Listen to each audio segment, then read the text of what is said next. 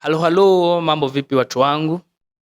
Kama kawaida nimewaambia, hizi siku kidogo zimepita na nimewaambia kwamba we gonna have our own podcast na nikawaambia kwamba nitakuwa nawatafutia baadhi ya wanasiasa walioko na wanakuja.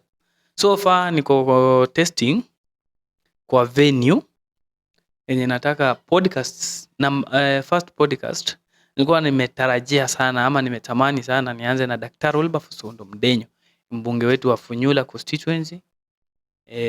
So mahali hapa penye niko kwa ile harakati ya make sure sound, video quality na background na make sure inakuja clear, sound ikuje loud so that hii information iwafikie vizuri.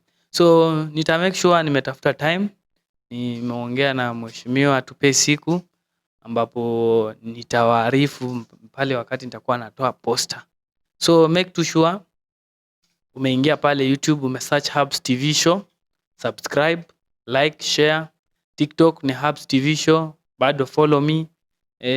Like, share, comment. In fact, comment hapo ndo nataka mcomment mambo mingi.